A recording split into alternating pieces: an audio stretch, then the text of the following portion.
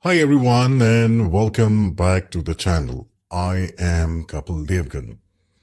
In my last two videos, we explored what talk healing is all about and what research says about the power of talking. We discussed how opening up and sharing your feelings can genuinely help in overcoming depression. Today, I want to dive into something we all face at some point, which is fear. Specifically, why do we hesitate to talk to others about our problems? Why do we struggle to express our emotions even with the people closest to us? What holds us back? The reality is there are deep psychological reasons behind this, and I am here to unpack them all with you today. Let's be honest, opening and sharing your true feelings is tough. One of the biggest reasons we hold back is the fear of being judged. Now, this is wired into our human nature. As a social creatures, we all crave acceptance.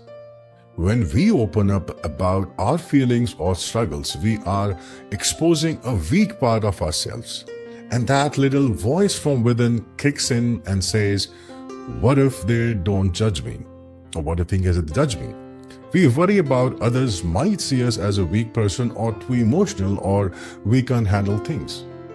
And that fear of being misunderstood or judged often creates so much anxiety that we think that staying silent is a better option. Now, before going ahead in the video, I request you to please subscribe to this channel and click the bell icon so you never miss out on the important videos, because we often make the videos about how to make your life more meaningful and more joyful. Thanks in advance. Now, getting back to the video. Another big reason people avoid sharing their problems is the fear of bothering others. Many of us have been conditioned to believe that our problems are not big enough or important enough to bother someone else. We think everyone have their own problems and why should I bother them telling? Psychologically, this is a sense of responsibility to protect others from emotional discomfort. It's like we are shielding our loved ones from feeling worried or stressed about us. Next, let's dive into the fear of rejection. This is something so many of us carry, often without even realizing it. When we open up and share something personal, we are putting ourselves for either acceptance or rejection. And let's be honest, rejection stinks. Our brains are wired to avoid pain, particularly emotional pain or rejection. So we dodge that potential hurt. We often choose to keep our thoughts, our feelings bottled up instead of risking rejection. Next, let's talk about something called emotional escaping. This happens when we avoid opening up about our feelings or problems because we don't want to confront them. Think about it. Sometimes sharing how you feel forces you to really face those emotions, and that can be pretty scary. Psychologically, this is a defense mechanism to shield ourselves from tough emotions like sadness, guilt, or even anger. So we stay quiet, thinking we are pushing those feelings away. But there's a catch. They just don't randomly disappear. They are quietly building up in you over time. Now let's talk about the fear of trust. The trust is the foundation of opening up. If we have had experiences in the past where someone broke our trust, maybe they gossiped about us or didn't take us seriously, it leaves a mark. Our brains see that as a betrayal, and naturally we become more secured. We start asking ourselves, can I really trust this person with my feelings? And if the answer is not an immediate yes, we tend to hold back. And there's something psychological people or psychologists also call as emotional suppression. From the young age, many of us pick up this sometimes directly or sometimes indirectly that certain emotions are bad.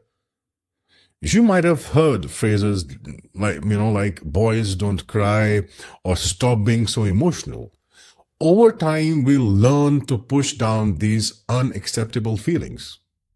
But here's the thing, when we suppress emotions, they do not disappear. They stay inside, creating stress, anxiety, and even physical health problems.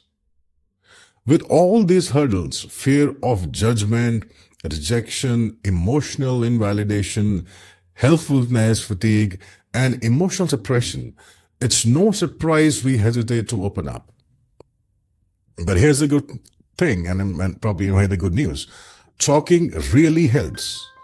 Research shows that expressing your emotions, even though it might feel risky at first, is one of the healthiest ways to manage stress and emotional pain. It's like letting off steam from a pressure cooker. For better understanding of how talking makes a difference, check out my previous video on what the studies have to say about it.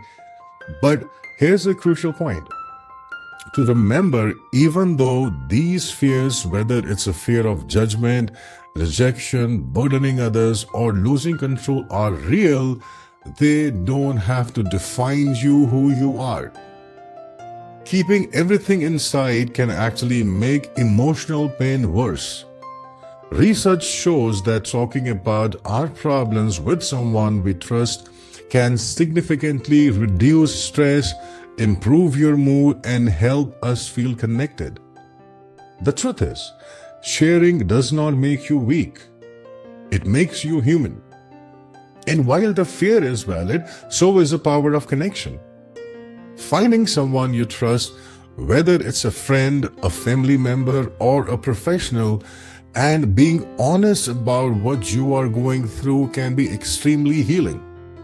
Remember, you don't have to go through this all by your own. You are not alone.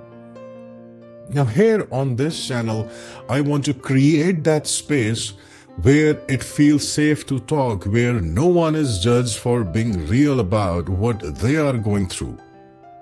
If you ever have been afraid to open up, I encourage you to talk and to take the first step. Leave the comment below, reach out on my WhatsApp number provided in the description box below and on the screen, or talk to someone you trust, or just start by acknowledging by your own feelings. You are not a burden, and you deserve to be heard. So please do not suffer in silence. Talk.